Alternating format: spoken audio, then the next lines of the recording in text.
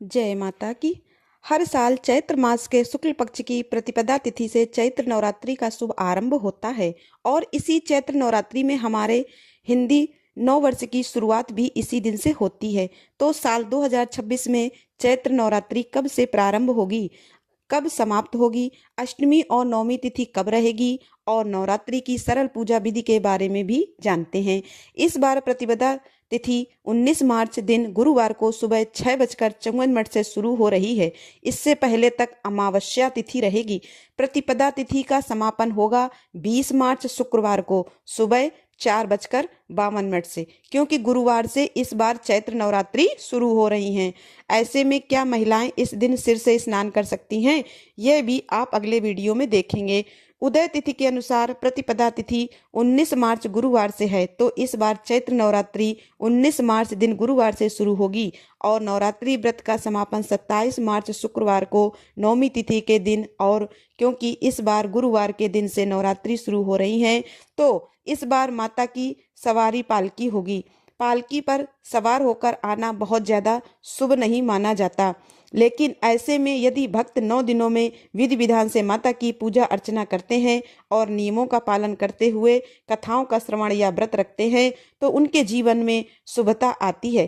पहले दिन कलश स्थापना की जाती है, जो कि हमेशा शुभ मुहूर्त में ही करनी चाहिए और इस बार चैत्र नवरात्रि में कलश स्थापना 19 मार्च दिन गुरुवार को की जाएगी और नवरात्रि के प्रथम दिन मां भगवती के प्रथम स्वरूप मां शैलपुत्री की पूजा की जाएगी। कलश स्थापना 2 शुभ मुहूर्त में की जा सकती है, जिसमें पहला शुभ मुहूर्त सुबह 6:54 से 7:43 तक रहेगा। दूसरा मुहूर्त रहेगा अभिजीत मुहूर्त, जो कि दोपहर 12:10 से 12:58 तक रहेगा।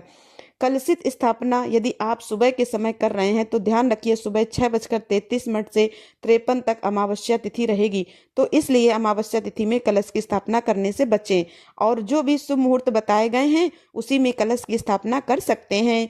क्योंकि गुरुवार से नवरात्रि शुरू हो रही है, ऐसे में कुछ नियम ऐसे हैं जो महिलाओं को पालन करने होते हैं। महिलाओं या कन्याओं को ऐसा कहा जाता है कि गुरुवार के दिन सिर से स्नान नहीं करना चाहिए, लेकिन क्योंकि इस दिन नवरात्रि की शुरुआत हो रही है, एक दिन पहले तक जो भी महिलाएं या कन्याएं शारीरिक रूप से शुद्ध नहीं हो पाई, इससे पहले सिर से स्नान नहीं कर पाई और आज से आप व्रत भी रखना चाहती हैं, शुद्ध हो चुकी हैं, तो आप गुरुवार के दिन सुबह केवल सादे पानी से सिर से स्नान कर सकती हैं।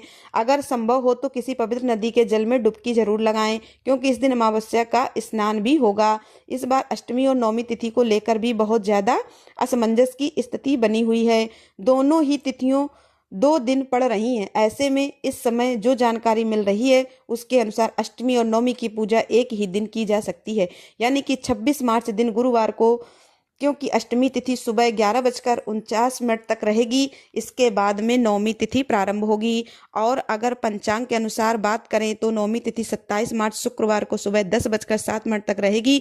ऐसे में नवमी तिथि आप 27 मार्च शुक्रवार को भी मना सकते हैं, तो यानी कि 26 मार्च गुरुवार को अष्टमी और 27 मार्च शुक्रवार को नवमी तिथि रहेगी।